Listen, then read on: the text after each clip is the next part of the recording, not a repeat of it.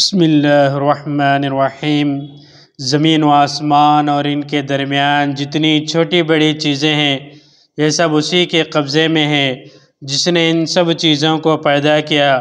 تبارک الذی بیدہ الملک وہو علی کل شیء قدیر۔ بڑا عالی شان ہے وہ جس کے قبضے میں تمام سلطنت ہے اور وہ ہر چیز پر قادر ہے۔ کائنات کا یہ سارا نظام وہی پروردگار عالم چلا رہے ہیں، اسی رب ذوالجلال کے قبضے میں سورج اور چاند، ستارے اور سیارے، سمندر اور پہاڑ، دریا اور تالاب، زمین اور آسمان، جمادات و نباتات، حیوانات و معدنیات ہیں۔ سارے انسان اور سارے جن اسی کے قبضے میں ہیں۔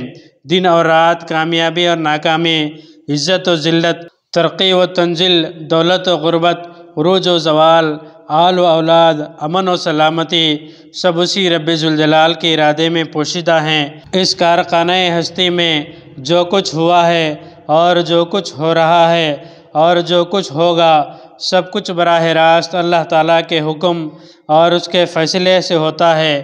یہ اور بات ہے کہ اللہ تعالیٰ ہر چیز ظاہری اسباب کے تحت دیتے ہیں۔ بارش اگر ہوتی ہے تو بادل ذریعہ ہے، مگر بادلوں کو بکھیرنے والے اور ان سے بارش برسانے والے صرف اور صرف اللہ تعالیٰ ہیں۔ انسان اگر پیدا ہوتا ہے تو ماں باپ کے ذریعے پیدا ہوتا ہے، یہ ظاہری سبب ہیں۔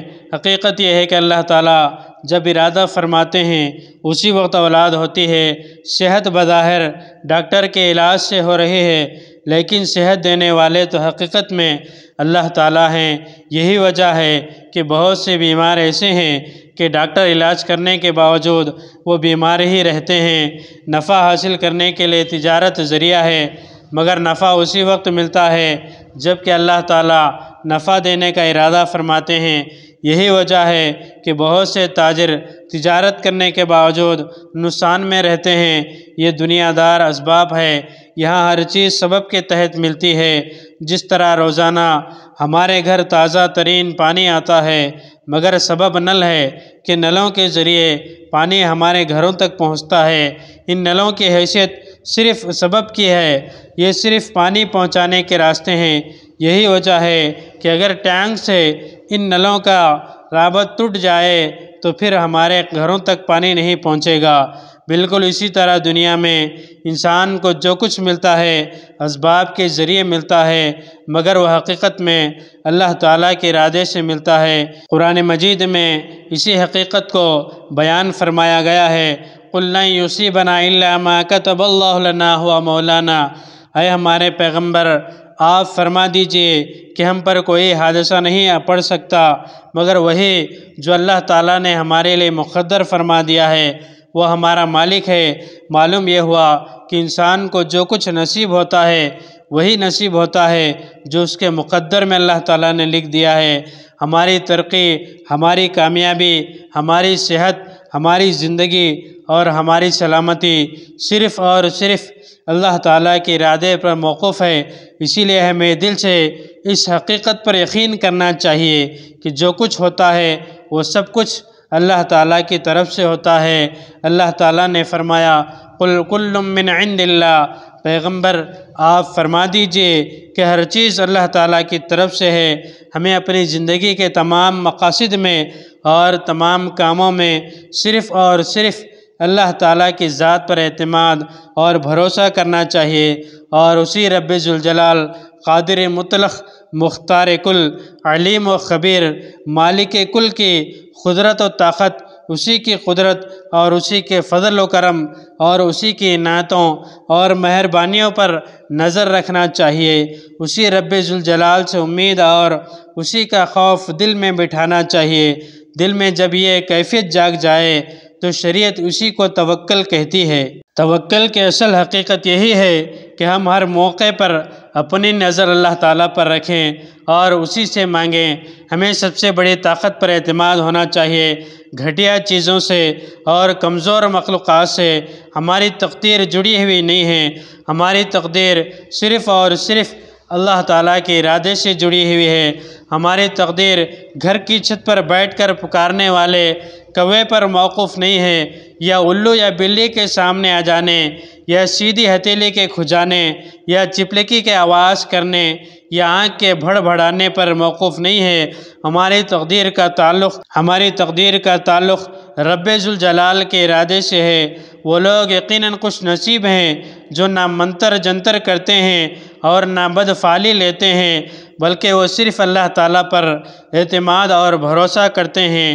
نبی صلی اللہ علیہ وسلم نے ایسے ہی لوگوں کے سلسلے میں فرمایا۔ بخاری اور مسلم نے حضرت ابن عباس رضی اللہ تعالیٰ عنہ سے یہ روایت نقل کی ہے۔ رسول اللہ صلی اللہ علیہ وسلم نے ارشاد فرمایا، میرے امت میں سے 70,000 لوگ بغیر حساب کے جنت میں چلے جائیں گے۔ وہ کون خوش نصیب ہوں گے جو اس قدر بڑی تعداد میں جنت میں داخل ہوں گے؟ نبی صلی اللہ علیہ وسلم نے ارشاد فرمایا، یہ وہ لوگ ہوں گے جو نہ منتر کرتے تھے اور نہ بدشگونی اور بدفعلی لیتے تھے، بلکہ اپنے پروردگار پر بھروسہ اور توکل کرتے تھے۔ ہم سب مسلمان اپنے مقاصد اور ضروریات کی تکمیل کے لیے اس بات کے پابند ہیں کہ ہم صرف وہی اسباب اختیار کریں جن اسباب کے اختیار کرنے کی اجازت اللہ تعالیٰ نے اور اس کے رسول نے ہمیں دی ہے۔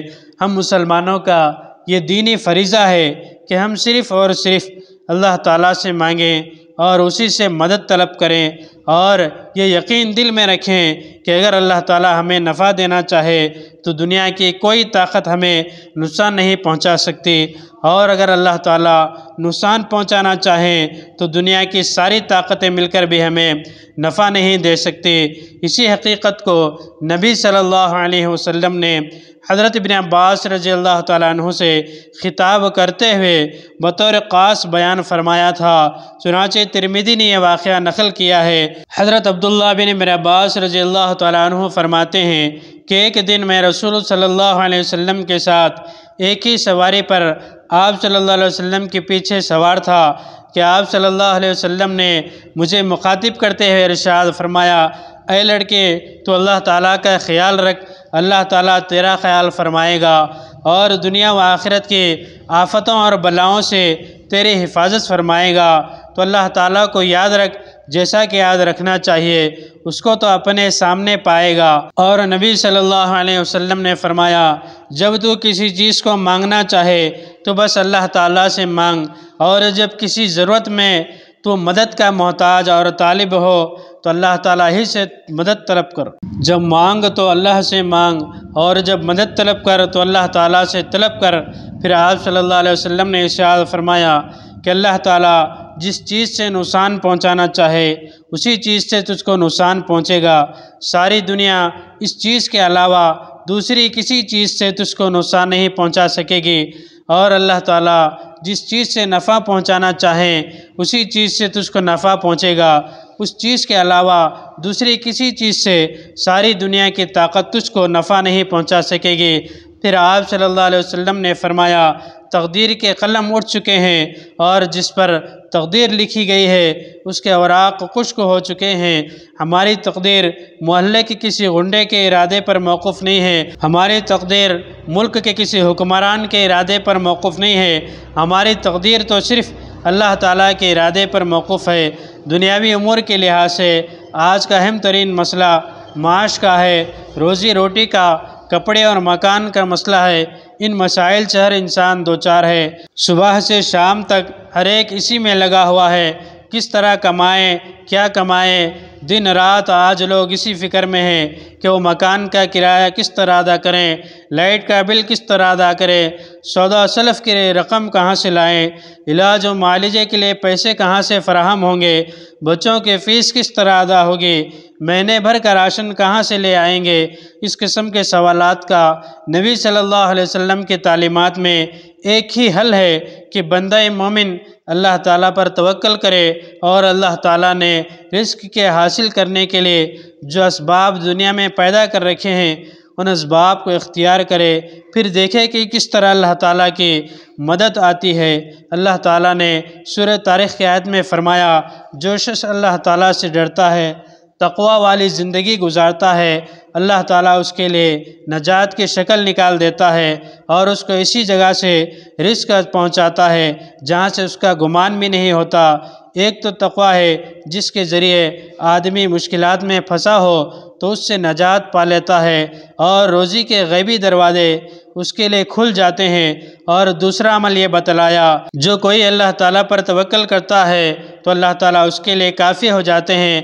اور آخر میں فرمایا اللہ تعالیٰ نے ہر چیز کا ایک انداز مقرر فرما دیا ہے۔